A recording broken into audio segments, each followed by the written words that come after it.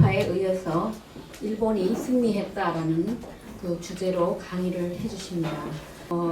우리가 그 팩트를 잘 모르는 것도 많을 뿐더러 우리가 그동안 받아온 교육, 특히 아마 여러분 보다가는 제 세대가 더 그런데 우리는 많은 왜곡된 어떤 역사 교육을 받았다고 생각하기 때문에 그런 부분에 대해서 선생님께서 역사의 진실을 밝혀주는 시간이 될 걸로 생각합니다.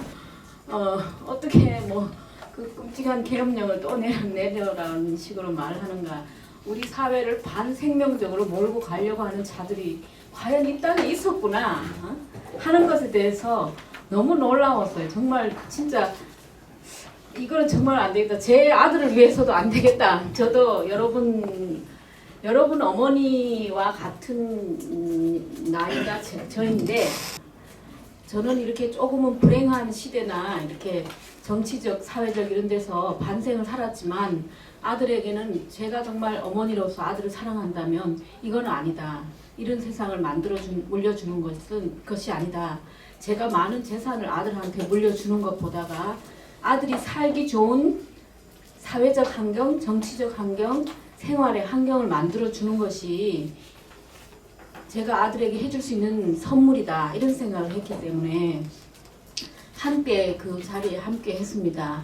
그리고 저한테 많은 용기를 주셨고 저는 한낱 그냥 글 쓰는 사람에 지나지 않고 그런 사람이지만 저분들의 어떤 그 오랫동안 해오신 그 힘으로 제가 같이 함께 할 수 있었던 것 같아요. 저는 정말 간이 콩알 만해지고 무서웠어요. 우리가 이건흥 신채호 선생 기념사업회 사무국장님이십니다. 먼저 학생 여러분 이렇게 뵈니까 저는 개인적으로 너무 감개무량합니다. 좀 너무 반갑고 제가 과연 이런 자리에 나와서 이야기할 만한 그런 역량이 있는 것인가 반성을 해봅니다.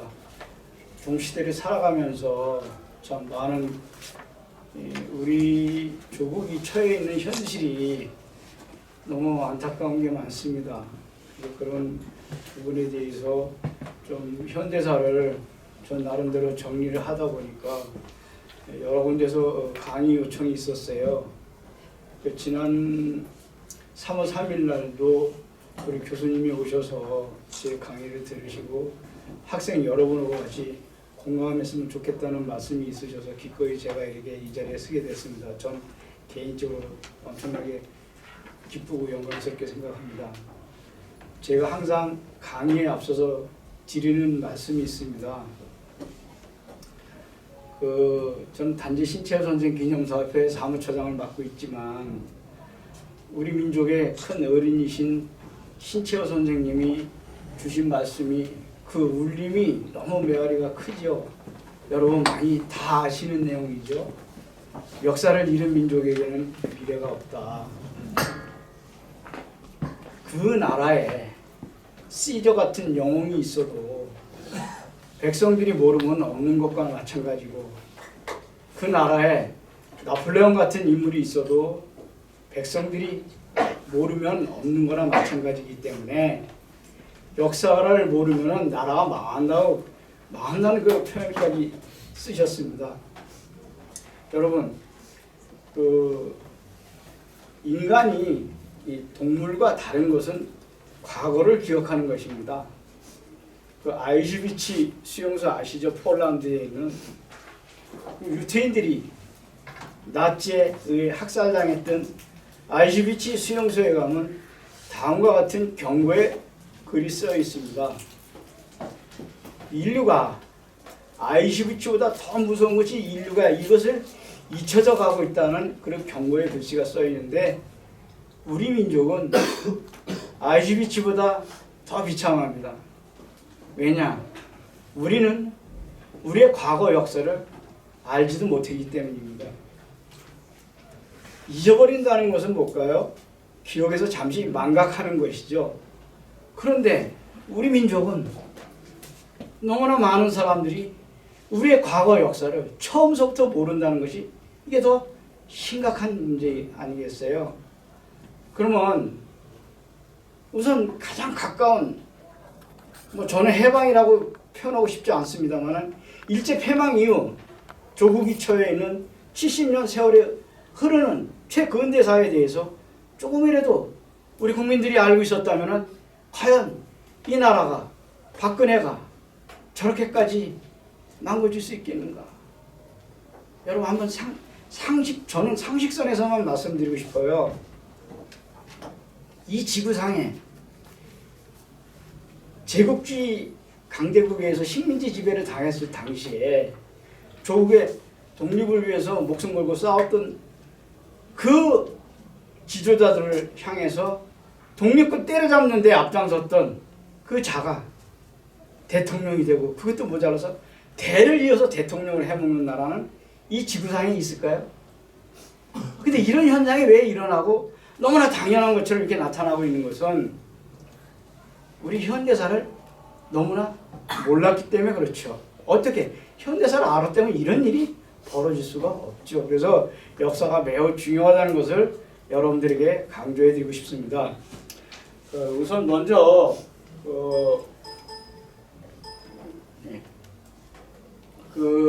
제가 지난 3월 3일날 강의했을 때 좀 앞부분이 좀 빠진 부분이 있어서 여러분들한테 한 말씀 드리고 싶습니다. 광화문 촛불 시민혁명 1,500만 명이 나온 이 엄청난 촛불 시민혁명이 성공할 수 있었던 것은 세 가지 요인에 의해서 이루어지게 됩니다. 첫 번째가 세월호 유가족들이 광화문에서 단식 농성이 그 첫 도화선이 됐었습니다. 2014년 7월 14일 날 세월호 유가족 15명이 제대로 된 특별법을 제정을 요구하면서 단식 농성에 들어갑니다.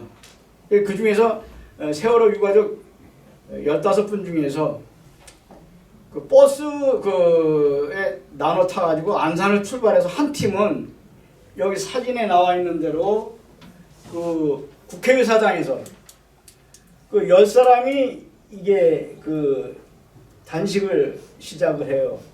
그리고 또 한 팀, 여기 잘 아시는 유민이 아빠를 포함해서 5사람들이 좀 더 많은 사람들에게 단식 농성에 대한 알리기 위해서 광화문에서 단식에 들어갑니다. 근데 저는 안산에 거주하고 있어요. 그래서 저 나름대로 지역에서 활동을 하고 있었습니다. 그런데 한 팀이 광화문으로 가는 버스에 제가 함께 동승을 했었습니다. 그리고 앞으로 진행될 광화문 단식 농성에 대해서 즉흥적으로 대책회의를 했었죠. 그 당시 제가 발언하기를 7월달 삼복더위, 여러분 작년에 겪어보셨죠? 그때도 얼마나 덥습니까? 맨 아스팔트 위에서 그냥 내리쬐는 뜨거운 햇볕을 그늘막 없이 단식을 한다는 것은 이거 도저히 이어나갈 수가 없다. 그러니 그늘막을 막을 수 있는 텐트를 치자고 제가 제안을 했어요. 그러니까 이제 세월호 집행부에 있는 가족분들이 경찰들하고 이제 전화로 다르게 협의를 했더니 경찰들이 말이 참 우스운 것이 뭐냐면 광화문에는 미국 대사관이 있대. 첫마디가 미국 대사관 때문에 거기 하면 안 된다는 거예요. 두 번째는 외국 관광객들이 너무 많이 왔다 갔다 하기 때문에 많은 사람들이 모이는 곳이기 때문에 한 번도 텐트 치는 것 갖다 허락해 준 적이 없다고 거부를 했습니다. 그래서 제가 그 소리를 듣고 무지개 화가 났어요. 우리 애들이 허락받고 죽었냐? 가만히 있으라 그래서 착하게 말 잘 듣다가 모두 다 참변을 당했는데 왜 우리만 법을 지켜야 되느냐? 앞으로 장기전에 대비하고 보다 많은 사람들의 동참을 이끌어 나가기 위해서는 반드시 텐트를 쳐야 한다고 제가 강력하게 주장을 했습니다. 아니나 다를까 버스에서 내리자마자 경찰들하고 아주 심하게 몸싸움이 붙었습니다. 그런데 그때 민주노총 후배들이 너무 신속하게 이거 테트 친 거예요. 그래서 이 역사적인 장면을 그냥 놔둘 수가 없어서 제가 사진을 찍어놨습니다. 이게 그 단식 1일이 첫날 저 역사적인 사진입니다. 그래서 저는 저 개인적으로는 이거 인류 역사상 없는 일입니다. 1,500만 명의 시민이 나오는 새로운 21세기 새로운 시민혁명의 역사를 쓰는 과정에 저 나름대로 조그마한 역할을 한 거에 대해서 큰 자부심을 갖고 있습니다. 그 두 번째는 민주당 소속인 박원순 시장님의 많은 음으로 양으로 그 도움이 있었기 때문에 가능했던 것이고, 세 번째는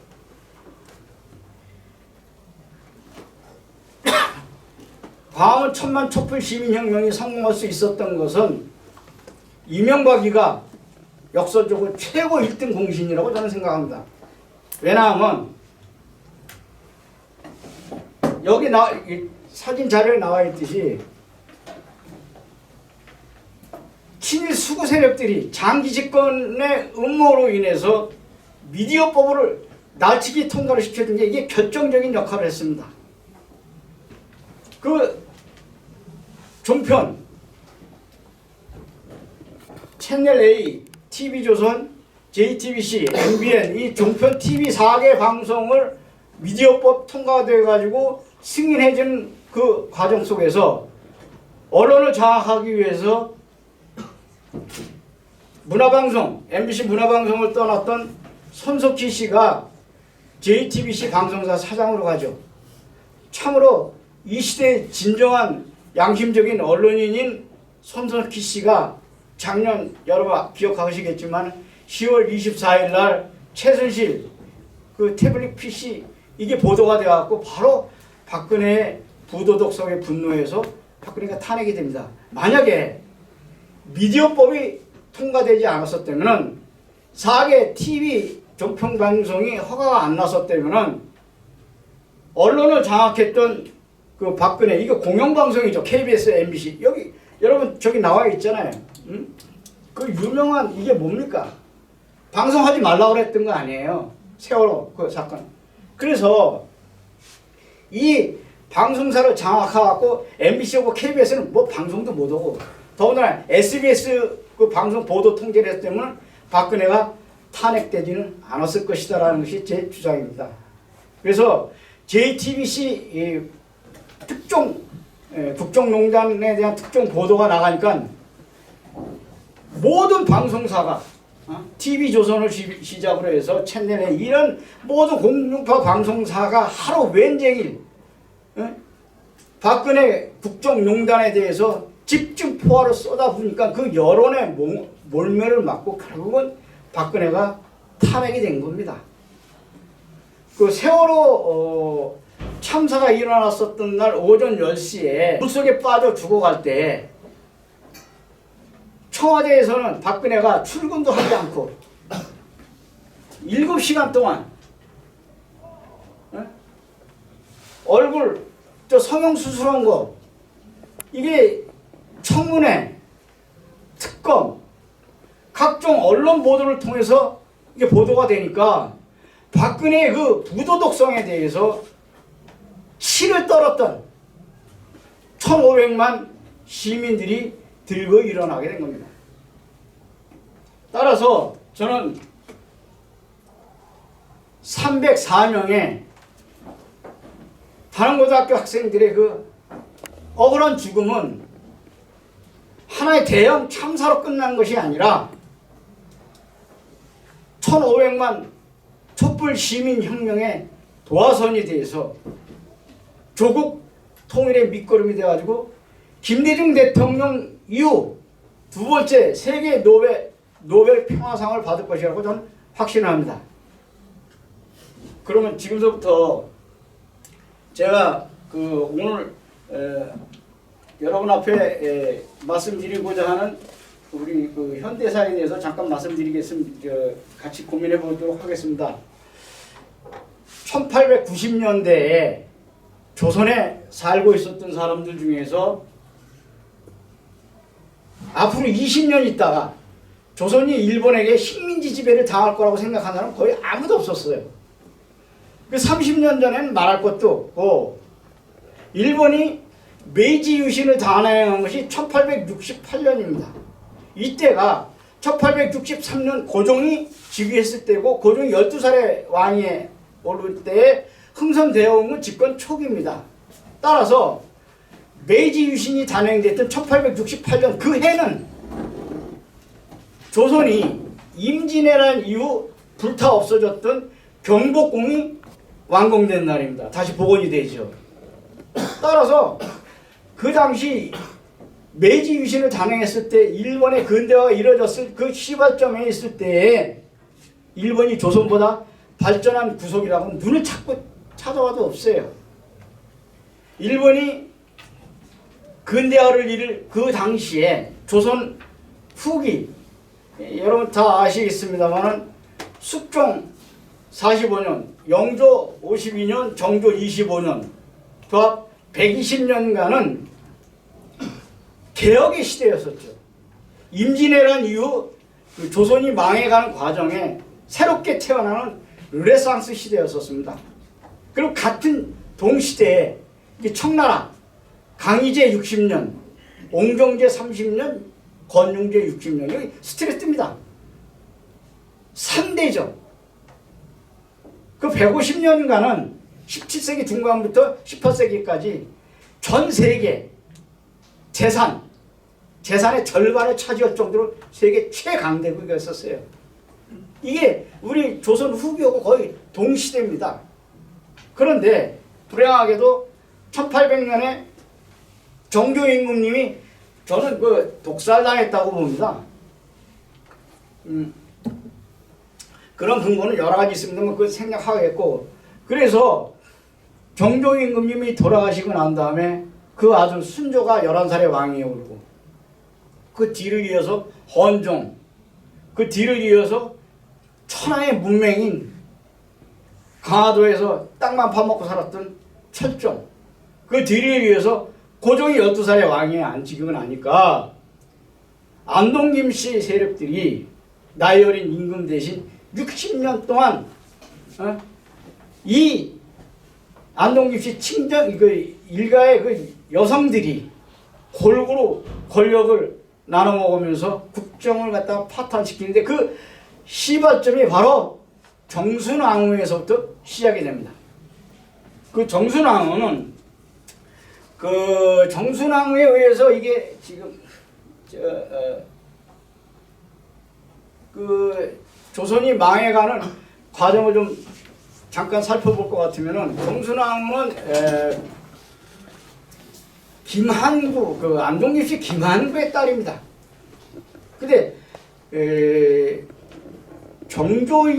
영조임금님의 두 번째 왕비인데, 족보상으로 따져볼 것 같으면 정순왕후는 그 정조임금님의 할머니가 돼요. 근데 나이를 따지면 누나 정도밖에 안 됩니다. 그 영조임금님이 그 65살에 두 번째 왕비를 맞이했을 때에 정순왕후가 14살이었고 정조임금님은 7살입니다. 여기서 알다시피 이 7년 정도 위에 그 누나 정도밖에 안 된 동시대를 살아갔던 인물인데, 평생을 악한 마음을 갖고 정조를 괴롭히는데 평생을 다 바칩니다. 그 이유가 뭐냐면, 정조임금님의 아버지인 사도세자가 억울하게 뒤지 속에 갇혀 죽어갈 때 정순왕후가 직접적으로 개입했기 때문입니다. 따라서 영조가 죽고 정조임금이 왕에 등극하고 난 다음에 아버지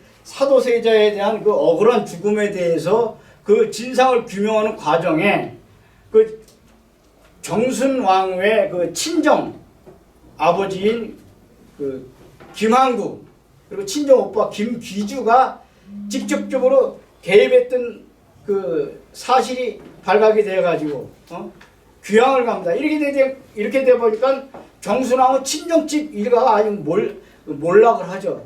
그런데 불행하게도 정순왕후는 그 정조임금님보다 7년 먼저 태어났지만 죽을 때는 5년 늦게 죽습니다. 그리고 정조 임금님의 아드님 되시는 순조 임금님이 11살에 왕위에 앉으니까 그 어린 임금을 대신해서 수령 청정을 하고 정권을 장악해갖고 그동안 정조가 일으켜놨던 모든 개혁 정책을 다 깡그리 말살시키면서 사실 이때부터 조선이 망하게 되기 시작합니다. 정순왕후는 그 천주교도들을 갖다가 반역의 집단으로 몰아가지고 여러분 그 역사책에서 배우셨지만 1801년에 일어난 그 유명한 그 신유박해 때 예? 천주교도들을 몰살까지 다 소탕한다는 명분에 북학파 그 유명한 분이 박제가 그 다산 정약용 이런 분들을 사약을 먹여서 죽이거나 또 내지는 귀양을 보내고 정조 임금님하고 같이 개혁에 동참했던 조선 후기에 그 창대하고 똑똑한 충신들을 아주 씨를 말립니다. 그래서 나라가 망하게 되는 그 과정이죠. 그래 저기 지금 나와 있는 대로 그 뭐 영조의 비, 뭐 정순왕후, 안동기시 김항구의 딸이고 뭐 정조. 근데 여기서 좀 주목해야 할 부분이 뭐냐면 철종입니다. 철종. 그 헌종 임금님은 그 저기 뭐 일찍 돌아가셨고 후사가 없어요. 그 후사가 없이 돌아가셔서 결국은 그 강화도에 있는 그 강화도령이라고 하는 철종이 왕에 등극하는데 이 철종 임금님도 후사가 없어서 고종이 그 왕이 오는데 이 고종은 그 숙종의 빈 인현왕후의 생부. 그리고 인현왕후는 여러분 누굴 저기 생각하면 장희빈 아시잖아요. 장희빈이 후궁이었고 이제 그 인현왕후가 그 왕비 그 본 왕비죠. 그분의 그 생부되는 민유 중에 5대 후손이 민치록입니다. 근데 이제 이 여기에 대해서 또 얘기가 많은데 이것으로 이제 정리를 하도록 하겠습니다. 그런데 이제 그 저기 막 그 당시 그 19세기 유럽에는 그 나폴레옹 전쟁이 일어나고 영국 산업혁명이 일어나고 일본이 메이지 유신을 단행하면서 하루가 다르게 급변하는 그 세계 정세 속에서 아까 말씀드린 대로 정조 임금님이 돌아가신 게 큰 불행이 되죠. 정조 임금님 이후에 순조, 헌종, 철종이 왕에 오르면서 그 안동김씨 60년 동안 그 세도 정치가 그때서부터 시작이 되었고 똑똑한 왕족들은 그리고 그 영의정을 비롯해갖고 모든 벼슬은 안동김씨 친정집 일가들이 60년 동안 골고루 권력을 나눠 먹으면서 국정을 농단하게 됩니다. 따라서 그 당시 안동김씨 세도 정치에서 임금은 아무 힘도 쓸 수 없는 허사비에 지나지 않았고 안동김씨 60년 동안 나이 어린 임금과 강화도에서 땅만 파먹고 살았던 멍청한 그 철종을 왕위에 앉힌 것도 자신들의 나라가 어떻게 되건 말건 정권을 유지하기 위한 목적이었었습니다. 이들이 바로 집권 노론 세력이고 흥선대원군이 그 살벌한 안동김씨 60년 동안 그 똑똑한 왕들을 다 죽이고 숙청할 때에 살아남을 수 있었던 것은 상갓집 개, 상갓집이라는 건 초상집에 가갖고 미친놈같이 술 한잔 달라고 막 그렇게 왕손인데도 불구하고 살아남기 위한 수단으로 다 그렇게 비참한 짓을 해서 살아남았는데 이들이 바로 노론 집권 세력으로서 이들이 나라를 일본에게 팔아먹었던 침입파들입니다. 이 노론은 뭐 여러분 다 배우신 대로 그 우암 송시호 때서부터 시작이 됐죠. 그 300년 동안 이어진 것이 바로 오늘날까지 이어지고 있는 겁니다. 바로.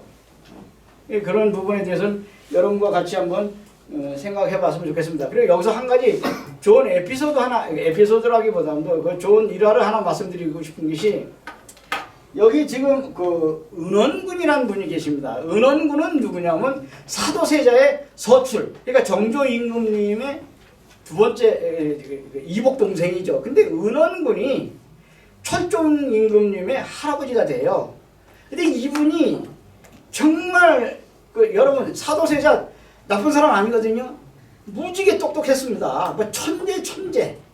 사도라는 영화를 보셨는지 모르겠지만 그 어린 3살, 4살 때 영조가 막 그냥 어떻게 할 줄을 모르는가. 글을 너무 잘하고 너무 똑똑해갖고 그렇게 똑똑한 그 사도세자를 갖다가 그냥 아까 말씀드린 안동김씨들이 해야 그냥 죽여버리는 거예요. 그 바보로 만들어가지고. 근데 그 씨가 훌륭하니까 정조임금님 같이 정조임금님도 대단한 개혁적이고 너무너무 훌륭한 임금님이세요. 근데 그 동생 이 은원군도 역시 마찬가지로 무지개 똑똑한 분입니다. 근데 이 은원군의 바로 천종의 그 할아버지 되는데 그분이 신유박해 때 천주교를 믿는다고 그래갖고 가족들이 다 몽땅 잡혀갖고 어디로 강화도로 귀향을 가갖고 거기서 엄청나게 고생을 하고 힘들게 살아가요. 근데 은원군의 아들 상계군은 누구냐면은 천종의 아버지가 됩니다.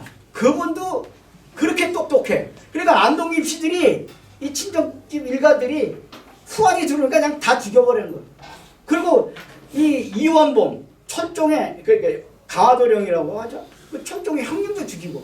근데 하루는 그렇게 가난하고 힘들게 살아갔던 천종이 하루는 한양에서 가마가 또 내려오니까 그냥 털컥은 이번 내 차례구나. 왜냐면 한양에서 가마만 내려왔다 하면은 할아버지도 죽고 아버지도 죽고 형도 죽고 이제 내 차례구나 하면서 강화도 만일산으로 도망가갖고 그 강화도령을 찾느냐고 그렇게 애를 먹었다고 그래요. 그때 당시 뭐 사진도 없는데 내가 왜 이런 말씀 드리냐면 세계가 급변하게 돌아가는데 우리 조선에서는 이렇게 안동김씨들에 의해서 국정을 농단을 하다 보니까 이 나라가 안 망하겠냐면 결국은 진주 밀란서부터 시작해가지고 거기 그 유명한 홍경래난이라든가 뭐 동학농민연구 같은 그래서 결국은 이러한 혼란 속에서 안동김씨 60년의 세대 정치가에 의해서 우리 조선이 망해간다는 말씀을 제가 드리는 겁니다. 그리고 여기서 지금 또 아셔야 될 것이 흥선대원군하고 그 명성황후는 시아버지하고 며느리 사이지만 참 무지개 불행하게도 엄청난 정적이었었죠. 서로 그 갈등 속에서 우리가 외세 급변하는 국제정세에 대응하지 못하고 조선이 망해간다는 과정을 여러분들에게 설명을 드리는 겁니다. 그리고 그 우리 조선이 이제 여기서부터 좀 말씀드려야 될 것이 조선이 망해가는 과정이 중요한 과정이 뭐냐면 단발령이 내려지면서부터 조선은 일본의 식민지 되는데 결정적인 역할을 합니다. 근데 과연 현대사에 대해서 여러분들이 현대사 전공한 사람들이 알겠지만은 대부분 단발령에 대한 내용도 잘 모르는 분이 많으실 것 같아요. 우리가 일본한테 패망하게 된 것이 이때부터 시작이 된 겁니다. 단발령이 내려졌던 그 시기는 1895년 10월 7일 명성황후가 돌아가신 을미사변이라고 하죠.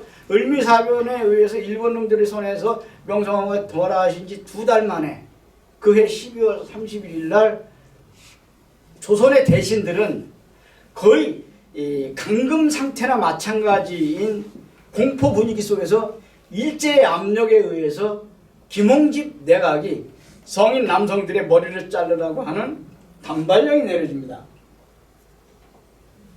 근데 이 단발령이 여러분 우리 근대사에서 무지개 중요한 사건입니다. 이 단발령이. 그런데 일본의 압력에 의해서 단발령이 내려지게 되니까는 반일 감정이 일본에 대한 그 감정이 엄청나게 폭발을 하죠. 그래서 1894년 갑오 동학농민혁명이 일어난 지 1년 만에 또다시 단발령을 반대하는 을미의병이 일어나게 됩니다. 그 을미의병은 단발령에 대한 저항으로 일어나는데 그 당시 공자님 말씀에 의할 것 같으면 여러분 많이 아시겠지만 신체 발부 수지부모라 이 말 많이 들으셨을 거예요. 왜냐하면 부모님이 주신 몸은 털끝 하나라도 훼손하지 않는 것이 부모에 대한 가장 큰 효도라는 그 당시 유교 사상이 머리에 꽉 차 있었던 그 시절에 내 손발을 자르면 잘랐지 내 목을 자르면 잘랐지 절대 상투를 자를 수 없다고 하는 저항이 극심하게 일어나게 됩니다. 따라서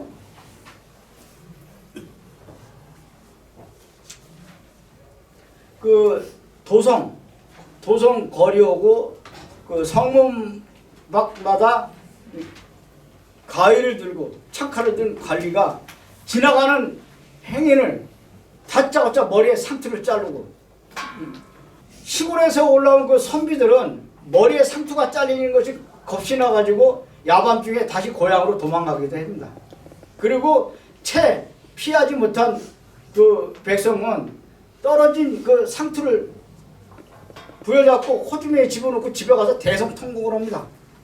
그리고 그것뿐만 아니라 떨어진 상투를 부여잡고 부모님 보기가 민망해서 집에도 못 들어가고 거리 방황하는 사람이 무지하게 많이 늘어납니다. 그리고 그 상투가 단발령이 들어와갖고 대문 걸어 잠그고 바깥 외출뿐만 아니라 시골로 도망가고 막 그랬어요. 그리고 이제 그 도성 거리에는 그 장안에 보면은 외부 공사관에서 일했던 그 뭡니까 그 가막분들은 머리에 그 상투가 잘려질 걸 두려워갖고 그 장안에 들어오지도 못했어요. 그리고 거리에는 상점은 다 그냥 폐업 상태로 문 다 닫고, 그러니까 사람의 왕래가 끊어지니까 어떻게 해서요? 물자가 부족하니까는 가격이 폭등해갖고 막 이루 그 불만이라는 건 이루 말할 수도 없었습니다. 그리고 저기 그 상투라는 것은 5,000년 동안 이어져온 우리 민족의 혼입니다. 민족 혼. 그리고 상투하고 갓은 부모님에 대한 그 효도의 상징이기도 했습니다. 그리고 신분을 나타내는 수단으로다가 우리 민족의 자존심이기도 한 이런 상투를 하루아침에 그 자른다는 것은 이거 도저히 받아들일 수가 없죠. 그 여기 지금 나와 있습니다만 그 김홍지비가 결국은 그 이 상투 단발령을 내렸던 이 김홍지비는 광화문에 끌려가고 몰매 맞아 죽습니다. 그 이후 그 단발령이 내려지고 난 이후에 조선 사람들은 그 외모하고 그 헤어스타일, 의상이 완전히 바뀌어지면서 우리 민족 고유의 그 한복이 점차 사라지면서 그 양복을 입으면서 근대화된 서양 사회의 그런 그 모습으로 조선도 발전해 나가게 됩니다. 이것이 지금 여기 여러분 그 가운데 있는 사진이 그거죠. 예? 그 당시 그 상투를 자르고 처음 그 양복을 입었던 모습입니다. 이것이. 그런데 이 양반들은 그 상투가 자르기 전에 한복을 입었던 온전한 자신의 모습을 갖다가 그 사진에 남겨놓기 위해서, 그리고 자기가 자신이 죽으면은 그 제사상에 그 자신의 모습을 남겨놓기 위해서, 이게 지금 그 사진관에 가서 사진 찍은 모습입니다. 저게.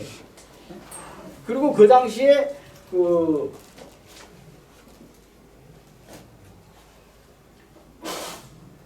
당시에는 그 가장 이런 그 사진을 찍기 위해서 여기 지금 이게 그 단발령 내려졌을 당시에 일본 사람이 운영하는 그 사진관입니다. 이게. 그리고 이런 모습들은 이제 상투가 자르지니까 어떻게 되겠어요? 머리가 허전하니까 가시 없어지고 그러니까 머리가 하니까 이제 서양의 그 중절 모자가 그 유행을 하게 되죠. 그리고 그 상투를 틀고 다니던 시절에 만들어졌던 그 갓을 생산해봤자 안 팔리니까 그 조선의 영세 상인들은 급격하게 어떻게 될까요? 그 시장이 몰락하면서 상당히 그 경제적으로 엄청난 그 고통을 당하고 힘들어하죠.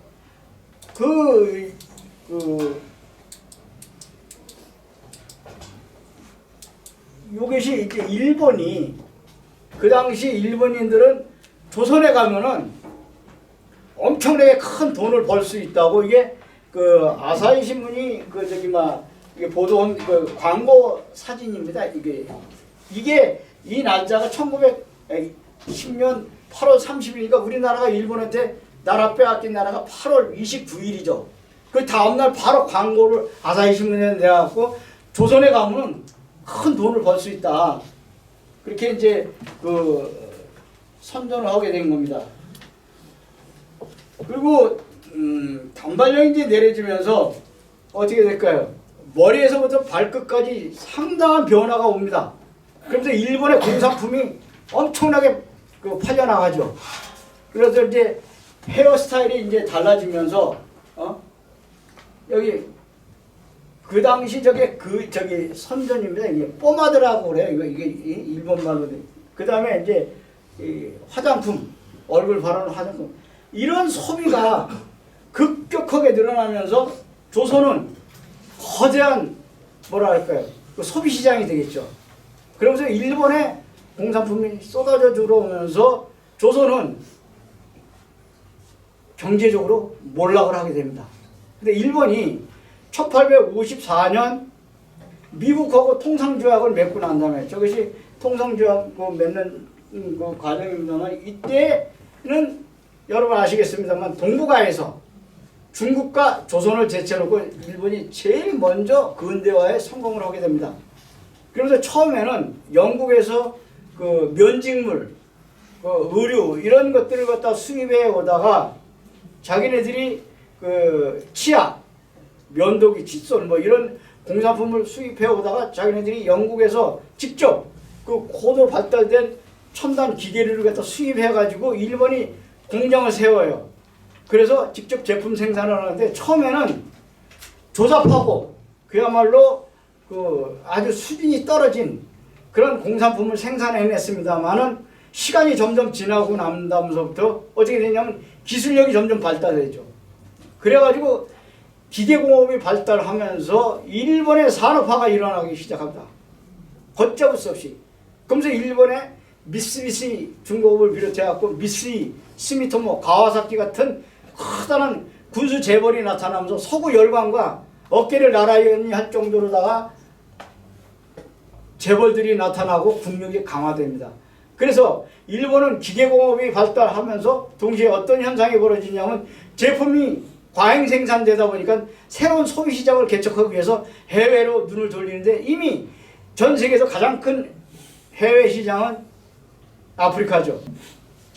아프리카는 이미 영국, 독일, 프랑스, 미국 이런 나라들이 시장을 장악을 하니까는 일본이 지리적으로 가장 가까운 조선으로 진출하기 시작합니다.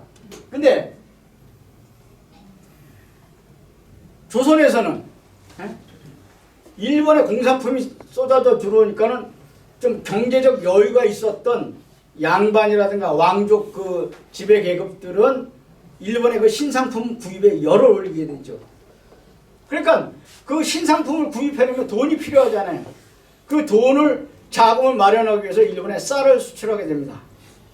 그리고 일본의 그 쌀이 그 우리나라에서 이렇게 그 나라를 이끌어 나가려면 국가 재정이 있어야 되니까 세금으로다가 농민들한테 가혹하게 이 쌀을 수탈해 가면서 모든 그 부담은 농민과 일반 서민들이 그걸 떠안을 수밖에 없는 구조였었습니다.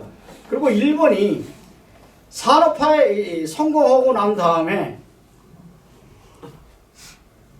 그 농사 짓는 사람들의 그 농업 인구가 급격하게 줄어들고 공장으로 다 유입하니까는 농사 짓는 사람이 어떻게 되겠어요? 줄어드니까 쌀 생산량이 급격하게 줄어들지만 반대로 쌀 소비량이 엄청나게 늘어나면서 식량 부족으로다가 일본은 대폭동이 일어나기 시작합니다. 그래서 따라서 일본은 그런 그 부족한 쌀을 그 식량 문제를 해결하기 위해서 조선에서 쌀을 수탈해 가기 시작합니다.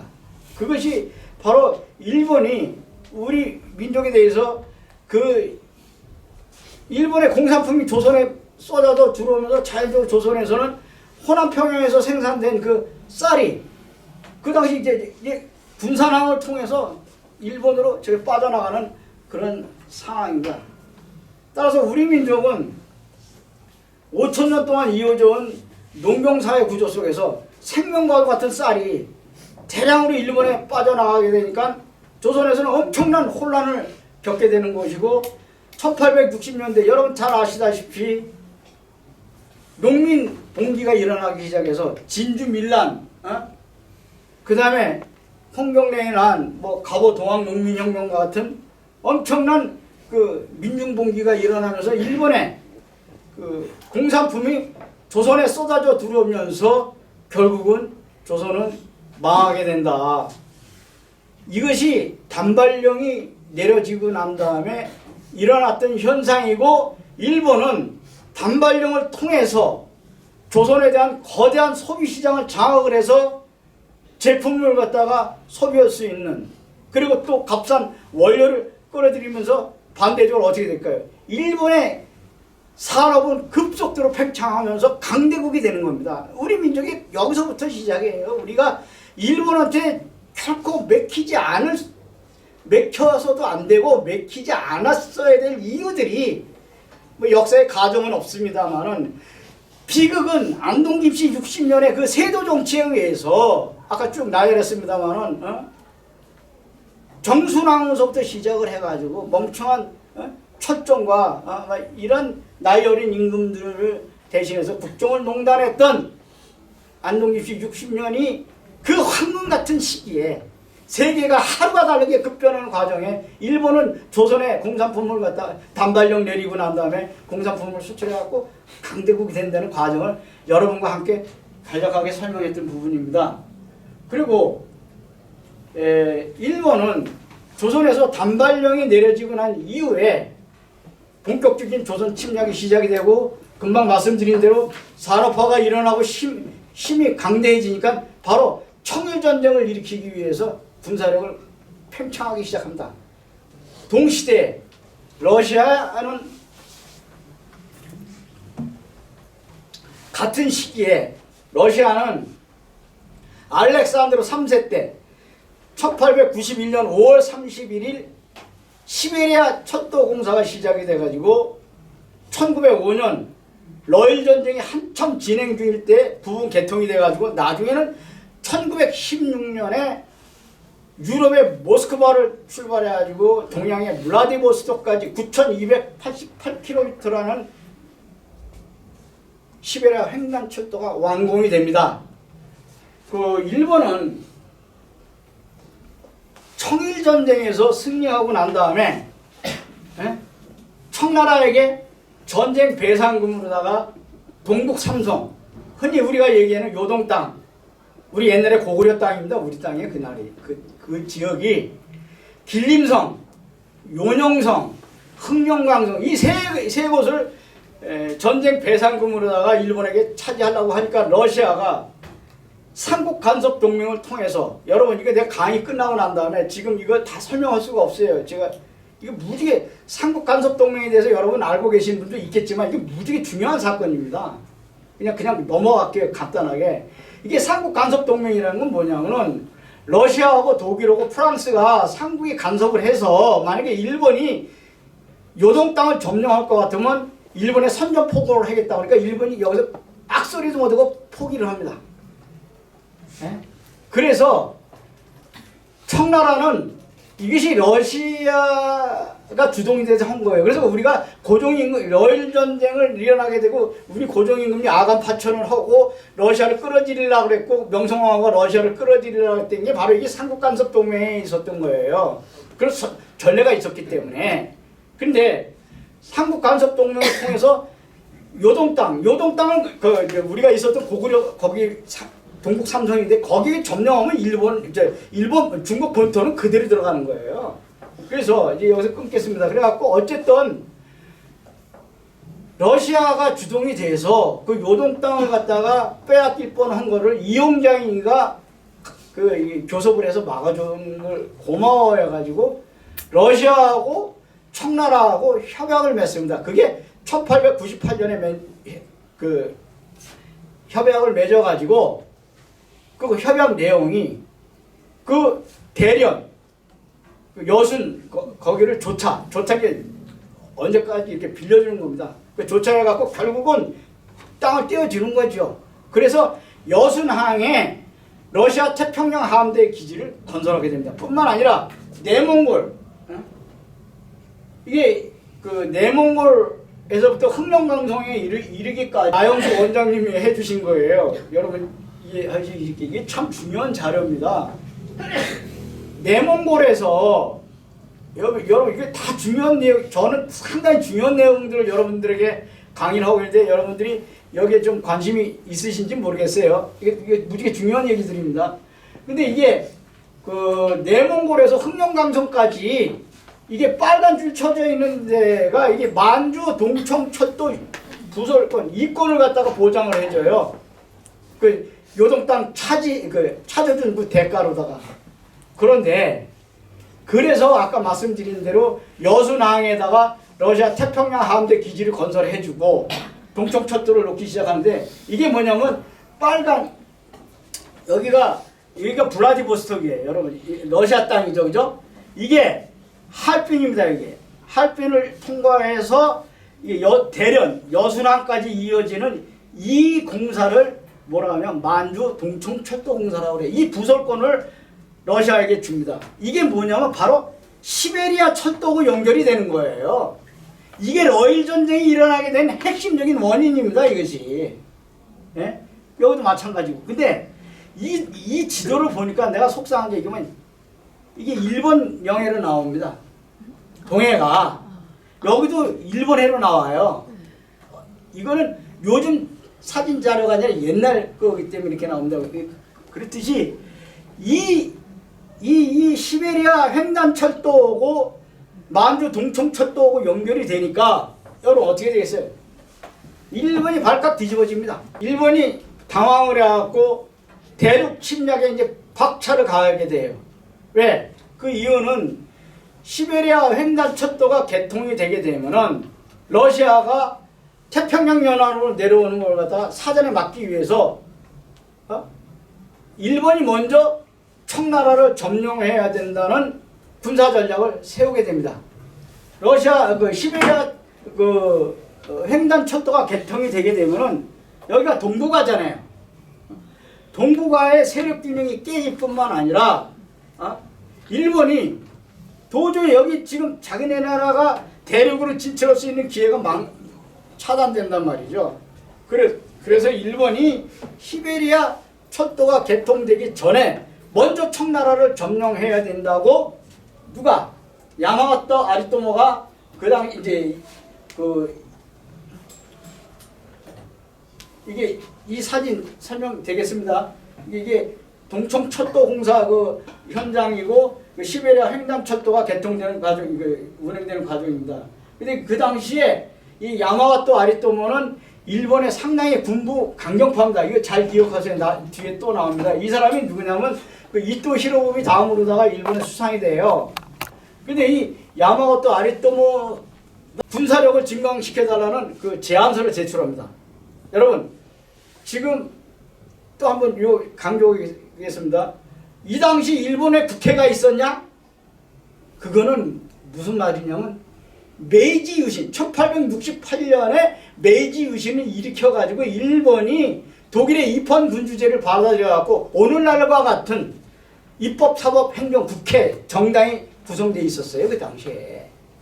여러분 아시겠지만 그게 중국하고 조선하고 앞서서 그게 바로 메이지 유신입니다. 그래서 이 당시에 일본에서는 군사력을 강화시키려고 하더라도 국회에다가 우리가 비준 받듯이 똑같이 제안서를 낸 겁니다. 야마가토 아리토모가. 근데 그 제안서 내용이라는 것이 어떤 내용이냐 하면은 시베리아 철도가 완공이 되게 되면은 모스크바에서 동양의 블라디보스톡까지 러시아의 남진 정책이 급속도로 진행이 되게 되면은 블라디보스톡 아까 말씀드렸습니다만은 블라디보스톡에서 여기 있잖아요. 블라디보스톡이 조선은 그야말로 코앞에 있기 때문에 러시아가 먼저 조선을 갖다 점령하게 되면은 일본이 어떻게 되겠어요? 대륙 진출이 좌절이 되고 섬나라에 꼼짝없이 갇혀가지고 일본이 망할 수밖에 없다. 이런 국가적 위기를 느낀 나머지 일본이 청나라와 전쟁 준비를 위해서 군사비를 강화시키고 일본에 아까 말씀드린 대로 그 미쓰비시 스미토모 가와사키 모든 기계산업 그 군수 재벌들을 갖다가 공산품 생산하는 게 아니라 무기 생산 체제를 다 바꿔야 된다고 강력하게 주장을 하게 됩니다. 따라서 일본은 그 러시아를 갖다가 무너뜨려야지만이 조선을 점령하고 만주를 정복할 수 있다고 강력하게 주장을 하면서 시베리아 횡단 철도 건설은 결과적으로 러일 전쟁을 일으키게 되는 도화선이 됩니다. 그리고 그 당시에